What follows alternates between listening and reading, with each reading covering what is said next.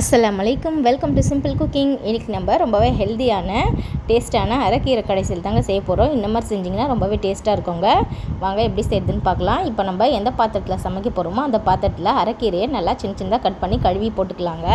Next ஒரு முழு உரிச்ச பூண்டு, 2 தக்காளி பழம் போட்டுக்கலாம்.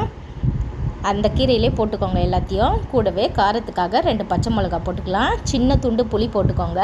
புளி போட்டு இந்த கீரை கடைஞ்சனாக்கா ரொம்பவே டேஸ்ட்டாக இருக்குங்க. சின்னதாக போட்டுக்கோங்க, ரொம்ப போடக்கூடாது. லைட்டாக கொஞ்சோண்டு போட்டுக்கிட்டு கூடவே 1/4 கிளாஸ் தண்ணி ஊற்றிக்கலாம். கீரைக்கு தேவையானாலும் உப்பு போட்டு நம்ம வேக வச்சுக்கலாங்க. அடுப்பில் ஒரு பிளேட் மூடி போட்டு வேக வச்சுக்கலாம். 5 நிமிஷம் வெந்தால் போதும், நல்லா வெந்துருங்க. இப்போ இதை நம்ம ஒரு பிளேட்டில் ஆற வச்சு ஆறினதுக்கப்புறமா அரைச்சிக்கலாங்க. நெக்ஸ்ட்டு தாளிக்கிறதுக்காக நான் அடுப்பில் ஒரு கடாய் வச்சுக்கிட்டேன். கடாய் நல்லா காஞ்சதுக்கப்புறமா அதில் 2 ஸ்பூன் ஆயில் ஊற்றிக்கலாம். ஆயில் நல்லா காஞ்சதுக்கப்புறமா 1/2 ஸ்பூன் கடுகு உளுத்தம் பருப்பு போட்டுக்கலாங்க. கடுகு உளுத்தம் பருப்பு பொரிஞ்சதுக்கப்புறமா நம்ம 1 ஸ்பூன் வடகம் போட்டுக்கலாம். வடகம் நல்லா பொரிஞ்சதுக்கப்புறமா அடுப்பு ஆஃப் பண்ணிடலாங்க. இப்போ நம்ம மிக்ஸி ஜாடியில் ஆற வச்ச கீரையை அரைச்சி எடுத்துக்கலாம். ஒரே ஒரு ஓட்டு எடுத்துக்கோங்க, அவ்வளோதாங்க. நம்மளுடைய கீரை கடைசல் ரெடிங்க. இப்போ நம்ம தாளிப்பில் ஊற்றி எடுத்தோன்னா ரொம்பவே டேஸ்ட்டான அரைக்கீரை கடைசல் ரெடிங்க. ட்ரை பண்ணி பாருங்கள்.